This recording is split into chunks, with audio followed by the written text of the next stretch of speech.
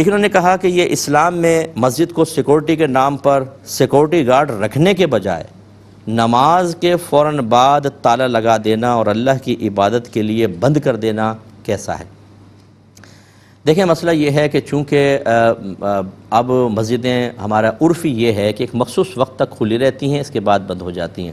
ہاں، جہاں پر پبلک آتی جاتی ہے، جیسے بس اسٹاپ کے قریب مسجدیں ہیں، اسٹیشن کے قریب مسجدیں ہیں، وہ بند نہیں ہوتی، 24 گھنٹے کھلی رہتی ہیں، تو ان پہ تو کوئی اعتراض ہی نہیں ہوگا۔ لیکن جو محلے وغیرہ کی مسجدیں ہیں، 24 آور کے لیے گارڈ رکھنا اور پھر گارڈ مطلب مسلسل مسجد کو کھولے رکھنا، یہ ویسے ہی مناسب نہیں ہوتا۔ لوگ کہاں آتے ہیں؟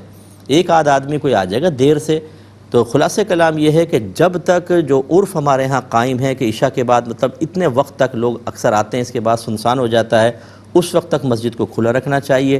اسی طرح دیگر نمازوں کے لیے اس میں اگر ایسا کرتے ہیں کہ گارڈ وغیرہ کچھ نہیں رکھتے، جیسے نماز ختم ہوئی تالا لگا دیا، یہ ظلم عظیم ہے، اور یہ اسی زمرے میں آئے گا کہ اللہ تعالیٰ فرماتا ہے کہ اس سے بڑھ کر ظالم کون، جو مساجد کو اللہ کے ذکر سے روکے، ان کے ویرانی کے لیے کوشش کرے، یہ تو غلط ہوگا۔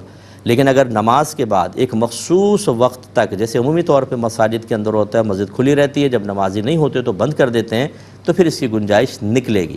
تو خلاصہ کلام یہ ہے کہ دن میں تو اکثر ہمارا عرف یہی ہے، ہمارے کراچی میں تو خاص طور پہ، کہ مسجدیں بالکل کھلی ہوتی ہیں، اور لیکن جب خصوصی طور پہ عشاء کی نماز کے بعد مخصوص وقت کے بعد بند کرتے ہیں، ایسی ہی فجر کی نماز کے بعد ہم بند کر دیتے ہیں، پھر ظہر سے جو کھلتی ہے تو وہ تقریباً عشاء تک کھلی رہتی ہیں۔